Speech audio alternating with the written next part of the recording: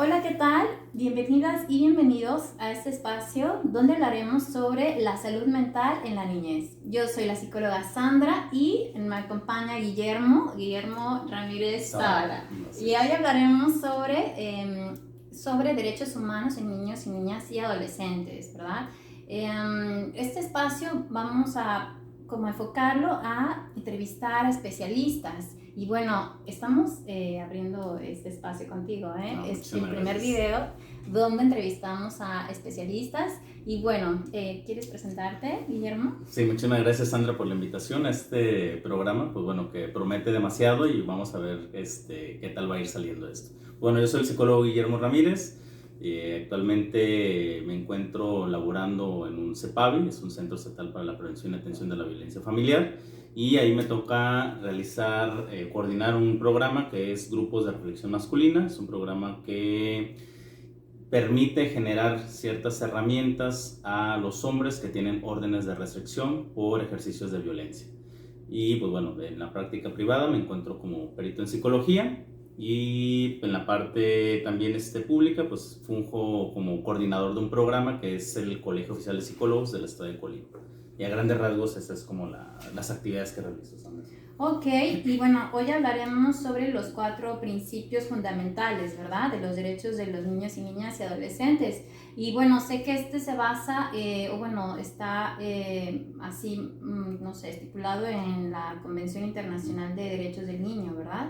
Y que de ahí se basa la Ley General de los Derechos de los Niños y Niñas y Adolescentes de nuestro país. Que esto es muy importante hablarlo porque muchas personas no lo conocen, ¿verdad? Muchas personas de nuestra sociedad en general desconoce que existe incluso esta ley en nuestro país, ¿no? Que, bueno, algo también, un tema por ahí que quisiera hablar, que creo que no está aquí, pero lo podemos vincular en el interés superior del niño, esto de que el niño es sujeto de derecho. Así es, sí, así es como para justamente principio o este concepto viene a empalmarse muy bien con la parentalidad positiva, ¿verdad? En donde dentro de este enfoque pues buscamos darle voz a los niños y niñas, claro. Darles, pues tratarlos con respeto, y eso significa pues darles un lugar, ¿verdad? Dentro del sistema familiar. Sí, realmente este concepto de ser sujeto de derechos es todo un paradigma, y cuando estamos hablando de un paradigma es toda una noción cultural, social, que tiene que reestructurarse completamente sobre cómo vemos a la infancia, ¿no? Porque veníamos arrastrando un modelo de protección hacia la infancia, donde yo como adulto creo tener todo conocimiento sobre las necesidades del menor, y en este caso yo decido por él sin tratar de escuchar en función de esta capacidad que él va pudiendo desarrollar a lo largo de su desarrollo humano, ¿no? Y cognitivo, en general cognitivamente también. Y realmente no es un paradigma nuevo en sí, porque ya la Convención de los Derechos de la Infancia pues ya estaba ahí, sí, tal cual, o sea, ya estaba ratificado por los 90s, por ahí.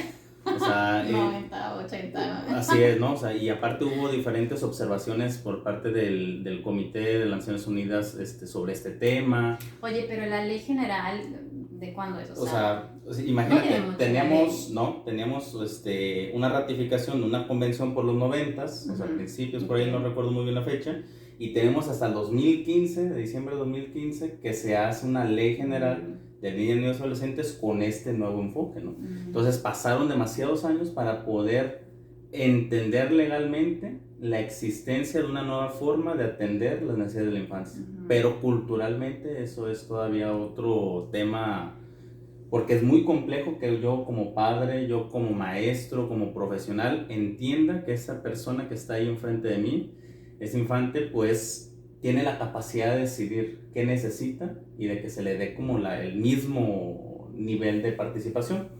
Hay algunos documentos que hablan sobre autonomía progresiva que te dicen, a ver, y algunas tesis aisladas, no es de que el adulto vaya a deslindarse del ejercicio del cuidado o de la atención de la infancia. Más bien el adulto se vuelve como ese acompañante que va a ir como a la par o de la mano para que este niño pueda desarrollar esta libre personalidad y tomar toda decisión que él le vaya a generar ser un ciudadano más adelante, con todas las herramientas de exigencias de sus derechos, ¿no? Entonces no es agarrarte de la mano y guiarte a donde te tengo que llevar porque creo que es lo más conveniente, sino es cómo ir limpiando ese camino para que ese niño avance conforme a esas capacidades, ¿no? Sí, yo creo que es un proceso. Incluso yo lo veo con los papás y las mamás que vienen a mi consultorio, cómo les toma tiempo. O sea, sí necesitamos un tiempo de reflexión, un tiempo, ahora sí que poner a caminar las competencias reflexivas, de poder darme cuenta, ¿no? De que el niño o la niña, de que mi hijo, pues tiene esa capacidad. Por ejemplo, en la casa hogar, cuando yo trabajaba ahí, algo muy como relacionado a esto era las asambleas. Me inventé esta estrategia en la casa hogar justamente por eso. Bueno, en ese tiempo igual yo no conocía mucho sobre la ley, ni siquiera los derechos que ahora pues los vemos plasmados ahí, ¿no? En la ley. Pero sí que tenía esta noción de valores humanos, del respeto principalmente. Entonces, y también de la responsabilidad. Así que es lo que les comento a los papás, los valores que tú quieres que tu hijo tenga cuando sea adulto, ¿verdad? Claro, Porque claro. sí lo proyectamos. Claro. Pues son los mismos valores que necesitamos desarrollar ahorita, en este momento, que el niño tiene 3 años, 5 años, 8 años, y claro, el nivel del niño, Claro. Pero siempre con esa intención. Entonces, pues yo quería desarrollar la parte de la responsabilidad y el respeto, ¿no?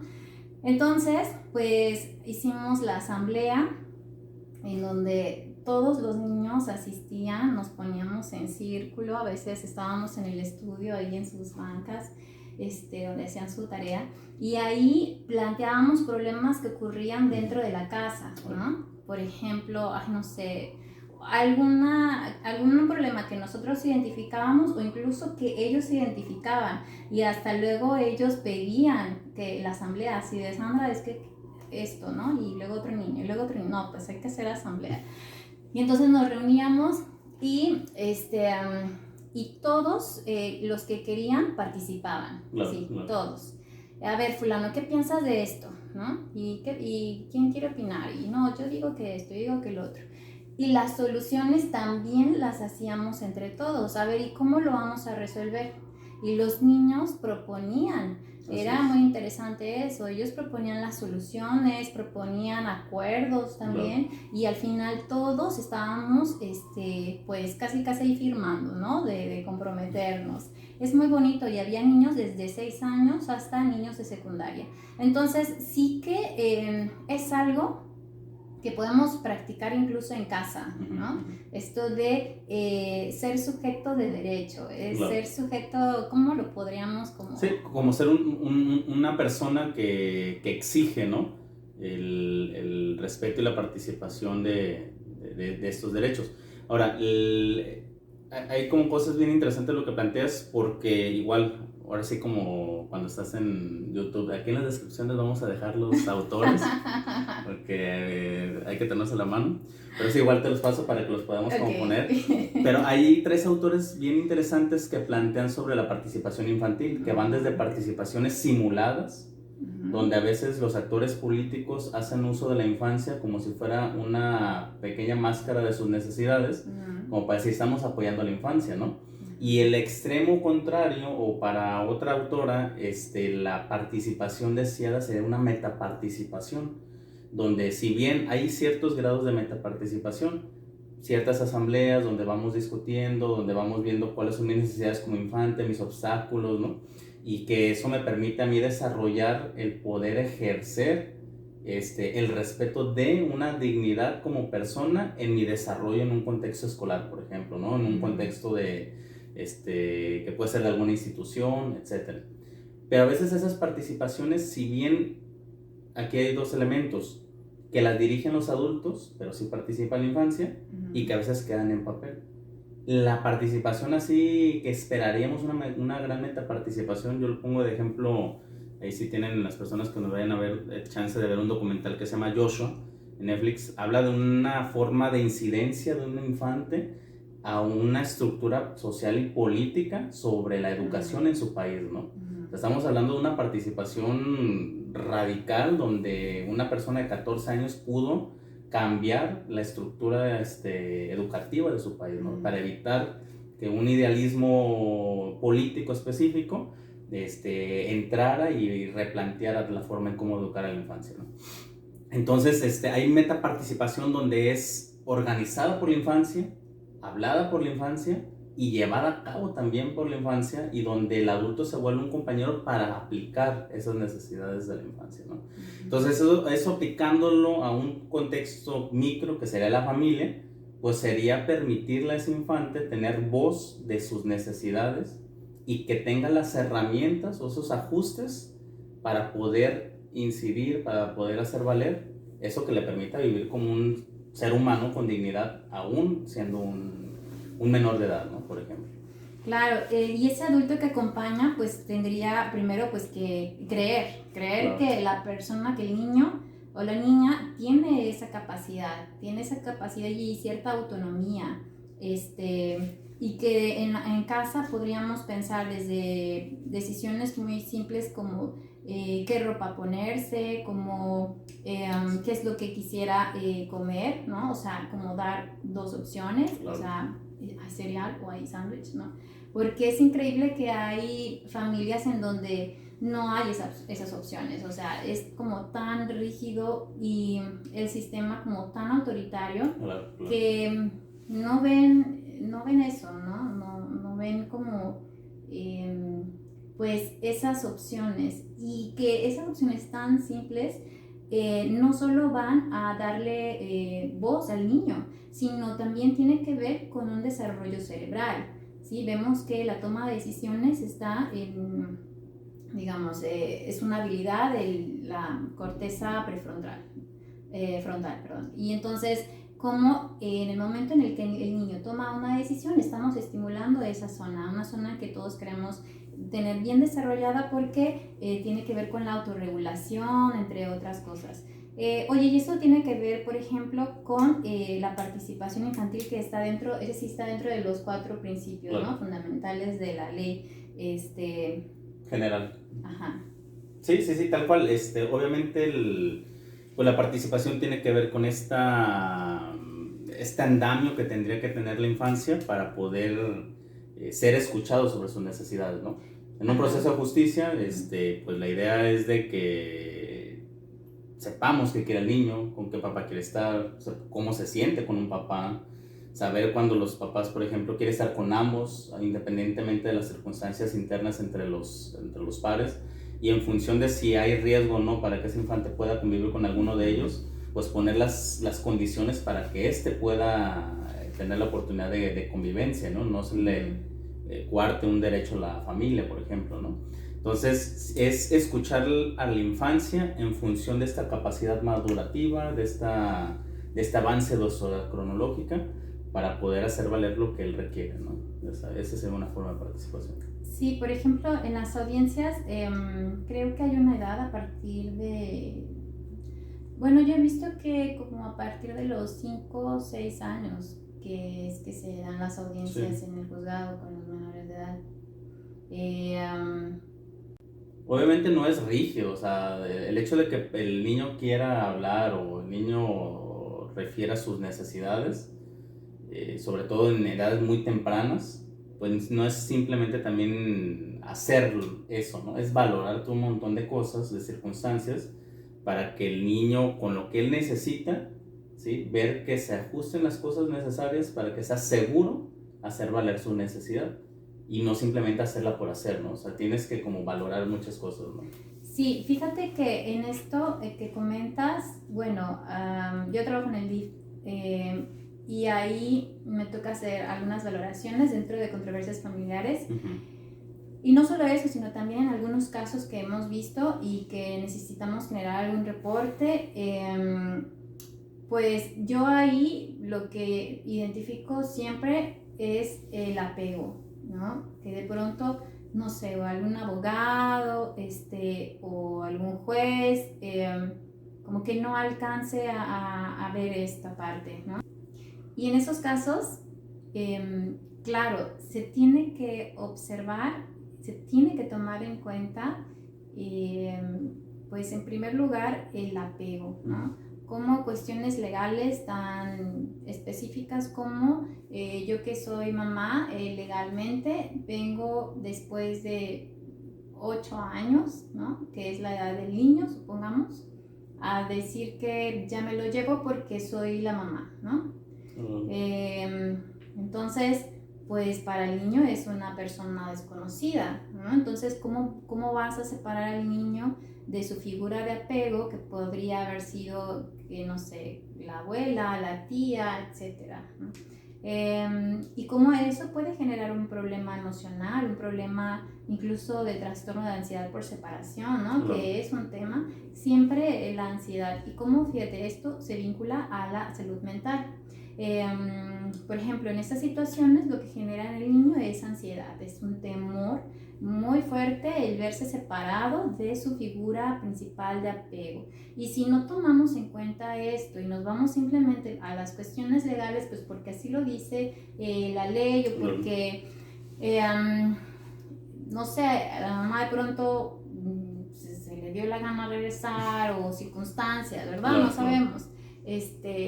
Pues no, o sea, tiene que haber un proceso. Yo siempre recomiendo, por ejemplo, pues primero visitas cortas, ¿verdad? Recreativas, y con el tiempo ya visitas domiciliarias. En ninguna circunstancia de inmediato una visita domiciliaria.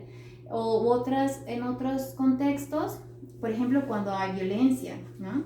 Cuando hay violencia en casa, pero aún así, pues como es mamá o es papá, pues no, o sea, se tiene que hacer, el niño tiene que estar, por ejemplo, las visitas, ¿no? Ahí es un tema, todo un tema. Las visitas de los papás cuando están separados por motivo de violencia, pues se tiene que tomar esto en cuenta, ¿no? No porque que normalmente es así, pues hay mucha incidencia de esos casos. Y está yo soy el papá. ¿Cómo se llama? La visita supervisada, ¿no? Así es. Porque se supone que hay un experto observador que tendría que estar al pendiente de que las conductas de cuidado, ¿no? De estas áreas parentales que está ejerciendo el presunto agresor, ¿no? Bueno, se supone hasta que tendría que haber un espacio específico para eso. Claro. Sí, no, realmente hay muchas carencias de recurso humano en conocimiento, en institucionalmente, como arquitectónicamente, para que sean las condiciones de un buen acompañamiento, una buena convivencia, ¿no? Pero eso es bien interesante lo que estás planteando, o sea, saber cómo y en qué momentos y qué tiempos son los necesarios para integrarme nuevamente. En los contextos de violencia, ese es también otro tema que yo he observado en mi área laboral actual, y es también tomar en cuenta lo que el niño dice en relación a cómo se está sintiendo, ¿verdad? Y que no debemos de forzarlos a situaciones que a ellos les generen miedos. Es que imagínate, pensamos de pronto que pues porque es niño pues siente menos, ¿no? O siente más chiquito, pero no. Eso es algo que trato de decirles y recordarles a todos los papás y mamás. Los niños sienten igual, o sea, experimentan las mismas emociones y con la misma intensidad que nosotros lo sentimos. Así que solamente hablamos de proporción en relación a las circunstancias, ¿no? Si un niño le da temor, papá que grita fuerte, acá, pues no sé, un adulto que se encuentra en una situación de riesgo, ¿no? O de, pues sí, también, no, nadie tendría que... Es que fíjate, eso que planteas es evitar invalidar la experiencia del infante, ¿eh? Porque platicaba yo con un amigo, él fue diagnosticado con trastorno de ansiedad generalizada y estábamos hablando de unas experiencias personales y uno de los chavos que estábamos ahí empezó a plantear que también bien tuvo como una crisis de ansiedad, ¿no? Y él le decía, no, es que no minimices que lo tuviste, porque a pesar de que es un episodio tan pequeño, como lo viviste, es como yo lo vivía día a día durante 3 años, ¿no?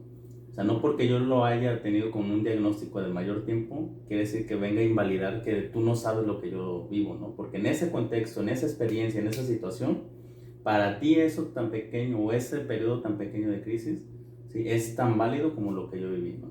Lo mismo sería para la infancia, ¿no? O sea, serán diferentes situaciones o circunstancias, ¿no? O sea, me rompió un juguete, pero para el niño lo está viviendo como algo muy preocupante, como algo muy lastimoso, etcétera. Entonces creo que lo que planteas pues es eso, evitar, minimizar e invalidar la experiencia. Así es. Entonces es darle reconocimiento al niño de su capacidad, de su sentir y de sus derechos prácticamente. Claro. ¿No? Entonces, a ver, pasamos al punto de la no discriminación, Vale. pudiera ser, ¿no? ¿Qué es el principio de la no discriminación? Pues mira, creo que lo estamos más o menos planteando a la par y tiene que ver con esto, ¿no? Con a veces la participación hacia la infancia no se adecua a sus necesidades. Y cuando yo tengo una noción de lo que creo que es la infancia, me lleva también a invalidar ciertas formas de participación y experiencia, ¿no? Por creer que por su edad no tiene esta capacidad de razonamiento o de sentir como un adulto, lo cual para mí sería lo normal, ¿no? Y entraríamos una mirada adultocéntrica de lo que yo espero de ese infante y de lo que creo que no tiene ese infante para poder ser partícipe de algo, ¿no? Entonces la intención es, y eso es lo que comúnmente se suele decir, necesitamos una mirada o una visión de infancia o de participación infantil, ¿no? Que no lleve a este principio que sea la discriminación. Así es, por ser un niño, ¿no? O una niña.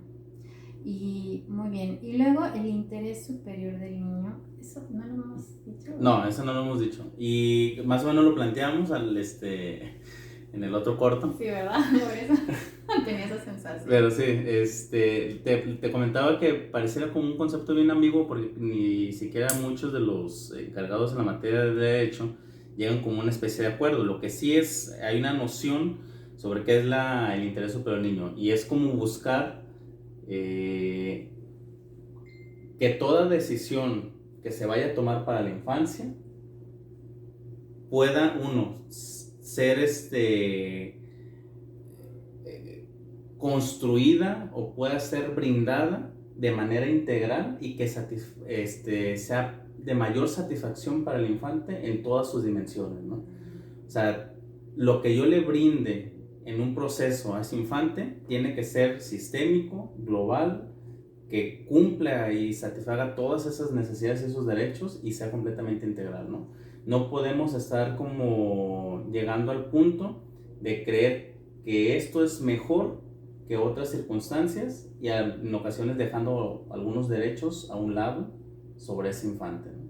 Entonces, el interés superior del niño es escuchar y cumplir de manera más satisfactoria aquellas necesidades que tiene, ¿no? Pues como yo entiendo, el interés superior del niño tiene que ver con, pues con qué es primordial. Las necesidades y el desarrollo de un niño y de una niña va primero. Es decir, las decisiones que tomemos... Comentabas algo importante, más allá del derecho del adulto, ¿no? Así es, así lo marca la ley. Y va por encima incluso de los derechos de los padres. Entonces, las decisiones que se tomen va a ser en función del desarrollo del niño. Va, por ejemplo, y son cosas como desde tomarlo en cuenta, ciertas necesidades, como por ejemplo algo tan simple como es adaptar el baño para el niño, ¿no? Supongamos. Por ejemplo, el método Montessori me gusta porque es básicamente eso. Adaptar todas las cosas y todos los espacios al nivel del niño. Desde para lavarse las manos, desde el trapeador para que limpie si se le cae el agua, desde las cosas para limpieza también, al tamaño del niño. Esa es una. Luego, a nivel social, por ejemplo, el transporte, ¿no? O sea, el transporte no está en función de los niños. ¿Qué más? Podría poner un ejemplo, mira, cuando están en los procesos también de convivencias, y por eso tendría que haber una mirada de perspectiva de género, de derechos humanos, de infancia, en toda decisión, ¿no? Porque, yo como infante quiero ver a mi papá, y él me pide que yo lo vea, ¿no? En una convivencia. pero él su horario de trabajo solamente le da en el momento que él se encuentra trabajando solamente por la mañana. Sin embargo, yo voy a la escuela. Entonces, yo no puedo como infante, ¿no? O sea, la justicia no tendría que coartar el derecho a la educación, ¿sí? Y tendrías que buscar las condiciones para que él pueda ejercer ese derecho a la educación, pero también el de la familia. O sea, no lo estoy limitando. Pero tiene que ver un momento en el que, ok, yo como padre, pues si nomás puedo en la mañana, pero eso va a implicar obstaculizar un proceso educativo, pues tendría que yo hacer un lado esta prioridad y buscar las condiciones en otro momento donde él pueda, durante el día, para poderlo ver, ¿no? Pero para esto, si es en un horario en el que estoy laborando por la tarde, pues la institución también tendría que ser sensible ante la necesidad de este adulto para poner las condiciones y brindar los permisos para que él ejerza su paternidad, ¿no? Claro. Entonces, el hablar de este interés superior del niño, pues es eso, o sea, no puedo yo minimizar un derecho por una necesidad del adulto, ¿no? Claro, así es. Muy bien, y el otro punto que nos falta, cual creo que nada más nos queda el derecho a la vida, la supervivencia y el desarrollo, que bueno, creo que está implícito en todo lo que hemos hablado, ¿no? Que todo lo que nosotros podamos brindar al niño y a la niña, no solamente en cuestión alimentaria o cuestiones básicas de protección y sobrevivencia, sino también tiene que ver en el alcance de su desarrollo futuro, de su potencial cerebral, de su potencial en sus habilidades sociales, ¿no? Y cómo esto puede impactar justamente en la adultez. Y creo que todo este enfoque también es por eso, porque pues la evidencia, la experiencia nos dice que, claro, la infancia marca mucho cómo nosotros como adultos nos desenvolvemos, nos adaptamos y cómo todo eso también tiene que ver con la salud mental, ¿no? Así es. Y bueno, si vemos también, asociamos esto con la salud mental en función de... No, yo creo que esto no, porque ya no nos da tiempo. Pues le damos una parte 2 para después. Sí, conste. Sí, me parece. Parte 2 de seguir hablando sobre los derechos de los niños, las niñas y adolescentes en función de la salud mental, ¿sí? De la salud mental, pues prácticamente de la sociedad futura. Así es, ¿no? Así es. Y bueno, si analizamos en una siguiente conversación sobre cómo antes no había este enfoque, ¿verdad? Claro. Y cómo ha impactado en la salud mental actual.